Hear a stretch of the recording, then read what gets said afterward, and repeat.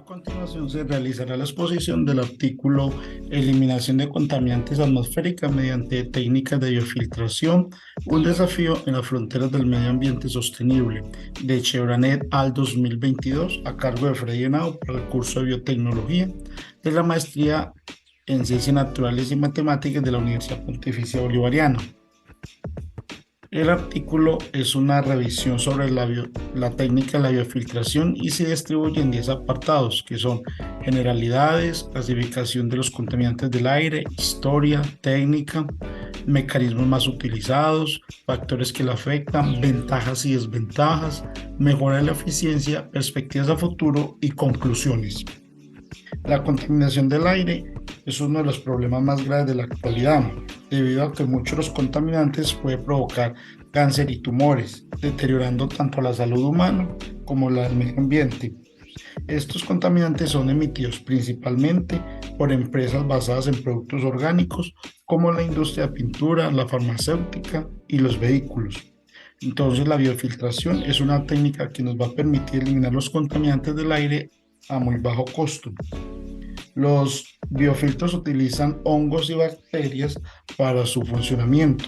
Las bacterias eliminan eficazmente los contaminantes y los hongos aumentan la degradación, especialmente de aquellos que son originados por la aplicación de pinturas y las fábricas, como en el caso del tolueno, que se utiliza como un solvente en la producción de pinturas, gomas, brea y elásticos, y se utiliza como reactivo en el desarrollo de medicamentos, colores y fragancias. Este es un compuesto que puede provocar cáncer, induce lesiones en el hígado, en los riñones y paraliza el sistema nervioso central. Los biofiltros y los filtros biopercoladores se pueden utilizar para disminuir contaminantes como el sulfuro de hidrógeno, especies cloradas o no cloradas, las cetonas, las aminas orgánicas, los aldehídos, éteres, los hidrocarburos aromáticos, el amoníaco, los disulfuro de carbono, el sileno, el butanol, el formaldehído, el trimelamina, el acetaldehído y los compuestos inorgánicos volátiles. La contaminación del aire es uno de los problemas que crece más rápido en el mundo actual. Es el responsable de la muerte de 7 millones de personas cada año y el deterioro de la salud climática. Los contaminantes primarios son originados desde las plantas de fabricación, de combustión y generación de energías. Dentro de este grupo se pueden encontrar el dióxido de nitrógeno, el dióxido de azufre, los monóxidos de carbono y los contaminantes secundarios se obtienen a partir de la reacción de los contaminantes primarios y la atmósfera, entre los que se incluye el ozono y los nitratos de peroxilacilo y el smog, que se produce cuando el ozono se encuentra en la parte baja de la atmósfera, provocando el humo que proviene de los vehículos y del dióxido de azufre. Los microcontaminantes orgánicos tóxicos son los hidrocarburos aromáticos policíclicos, los bifenilos policlorados, las dioxinas y los furanos formados por la quema del parcial de combustibles, el transporte urbano y las plantas de fabricación. Las principales fuentes de contaminación del aire son el material particulado, el dióxido de nitrógeno, el dióxido de azufre y el ozono. El aumento de estos compuestos en el aire provoca enfermedades como la cardiopatía isquémica, enfermedades cardiovasculares, pulmonares y la contaminación respiratoria baja. A continuación se muestran algunos de los hechos históricos de gran importancia que posibilitaron el desarrollo de la técnica de biofiltración desde sus inicios hasta sus usos actuales. En 1923 se descubrió el biofiltro por el científico alemán Bach, y ya para la década de los 50 se empezaron a utilizar estrategias para tratar las aguas residuales a partir de la biofiltración. Posteriormente, en 1957, Richard Pomeroy introdujo el concepto de cama de suelo para ser utilizados en los filtros. En la década de los 60 se usó el fertilizante de los desechos sólidos municipales como sustancia de tamiz y se reconoció la importancia de la humidificación del gas de escape. En 1976, Carlson y Leiser realizaron investigaciones sobre la biofiltración del sulfuro y ya para el año 1980 se empleó la biofiltración para controlar los compuestos orgánicos volátiles y los contaminantes del aire. En la actualidad, el biofiltro es usado para tratar desde un simple compuesto hasta una mezcla de contaminantes. Un biofiltro para controlar las toxinas del aire se comprende de al menos un lecho de material biológicamente activo, esencialmente una mezcla que depende de estiércol, fertilizantes o lechos de filtración de suelo que suelen tener hasta 1 metro de altura.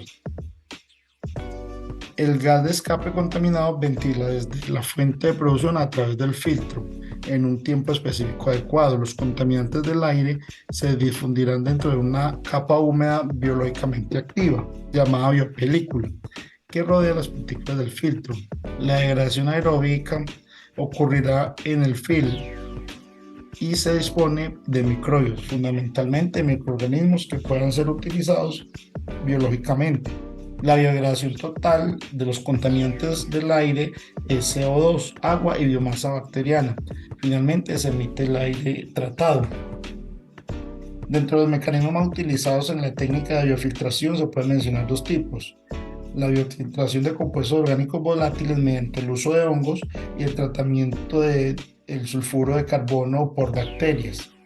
La biofiltración de compuestos orgánicos volátiles mediante el uso de hongos es un mecanismo de biofiltración óptimo para eliminar los compuestos volátiles, porque presenta una ventaja sobre los otros microbios, ya que puede funcionar como con un bajo pH y un contenido de humedad cambiante.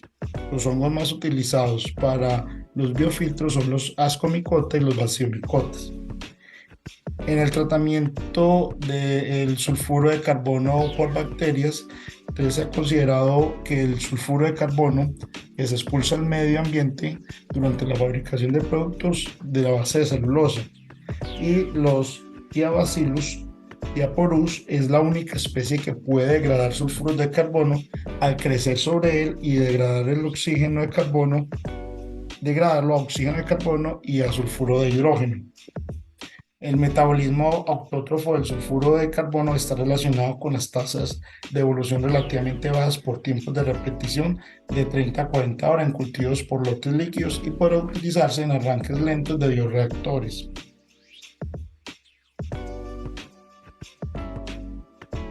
Algunos de los parámetros vitales que afectan el funcionamiento de un biofiltro y el crecimiento microbiano son el contenido de humedad, los contaminantes, la concentración de nutrientes, la tasa de carga, el nivel del pH, la temperatura, la concentración de oxígeno, el tiempo de residencia, la concentración de los contaminantes y el grado de contacto entre los contaminantes y los biofiltros. Las ventajas de la técnica de biofiltración son el bajo costo operativo, el menor cuidado en comparación con el lavado húmedo. El filtro no libera un riachuelo de agua contaminada. Sin embargo, la biofiltración tiene algunas desventajas, como un enfoque de difusión de agua y aire complicados, condiciones de retrolavado, desprendimiento de biopelícula poco frecuente y un residuo de nitrilo elevado en el efluente. Para tratar concentraciones más altas de gases, los biofiltros pueden utilizar la técnica de absorción y condensación. La eficiencia se puede mejorar agregando sólidos de empaque inertes al material de empaque orgánico o cambiando el empaque orgánico por inerte, debido a que se requiere menos mantenimiento que el material orgánico y el problema de compactación se resolverá.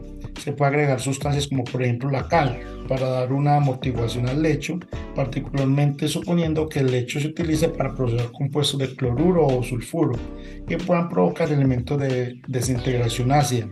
También se puede agregar carbón activado para desarrollar aún más las contaminaciones y mantener la alimentación confiable para los microbios en los casos en los que la interacción no libera un nivel constante de contaminantes.